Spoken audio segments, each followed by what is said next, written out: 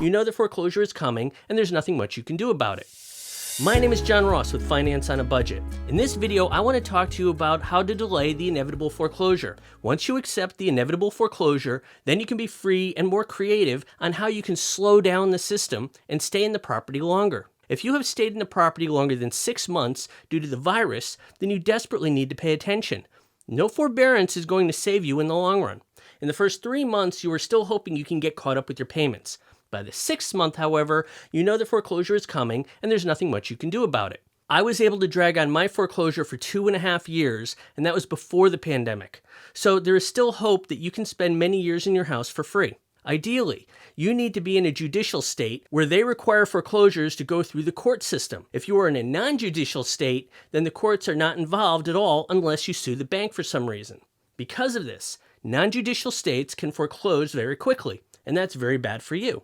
If you want to check in on which type of state you live in, I'll have a link for you in the description below. If you still want to keep the property long term, oh no, that ship has long since sailed. Your only hope is to save money so that you're not heading out into the rental world without any savings to get you there. Remember, you're going to need money for the security and the first month's rent, plus the movers. This is not going to be cheap, roughly $4,000, so you'd better start saving now.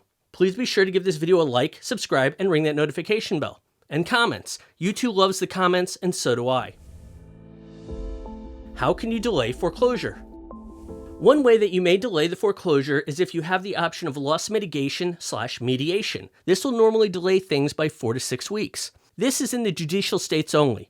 In my case, I literally dragged mediation on for 2 months by making longer spacing between appointments and not having all the paperwork ready. It was also revolving around the holidays, so there were gaps in time that the courts were closed for Thanksgiving, Christmas, and New Year's. For us, the timing worked out very well. In general, if things don't work out in mediation, it did for us the first time, but the second time it never had a chance. Then your next step is to delay things by filing for bankruptcy. This will temporarily help delay the foreclosure process to buy you some more time to save and catch up with your delinquent payments. After bankruptcy, however, there aren't too many options left. Please watch the previous video on going through foreclosure and avoiding foreclosure for all of the full details. One thing that I noticed happening a lot in the court system were the sob stories. I have cancer, my kids can't miss school, the dog is having puppies. Basically, the better the reason that you have for not being able to leave the next 30 days, the better. It is possible to get the judge to delay it for an extra 2 months, but at some point, it will be time to go. If you are at that point in your story, you had better be finding alternative housing.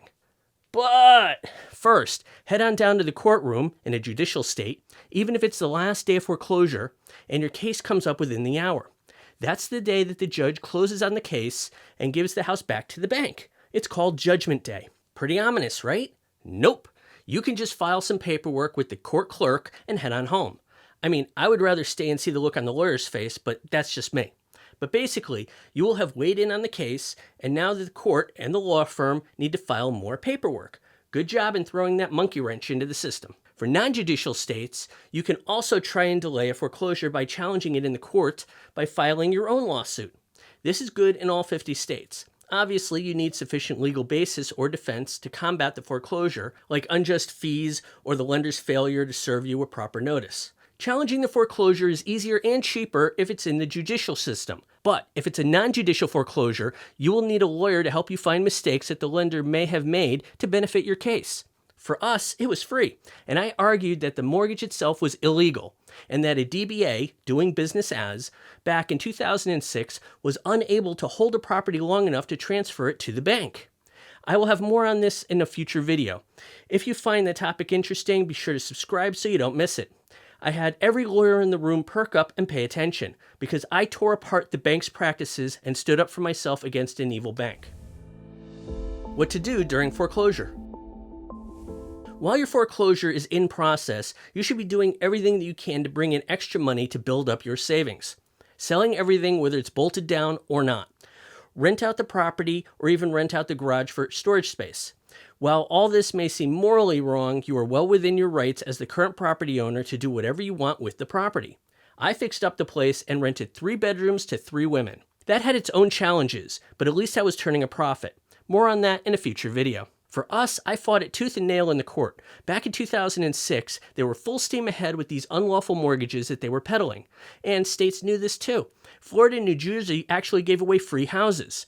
I fought for mine too, but was unlawfully shot down by the court. Not only that, but as I write this, my foreclosure and eviction are part of public record. But the time that I spent arguing the case is nowhere to be found. I plan on going down to the courthouse and finding out what happened to my time in court.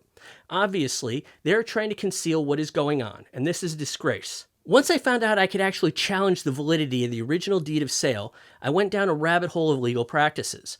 I will have a separate video for that covering my fight in detail.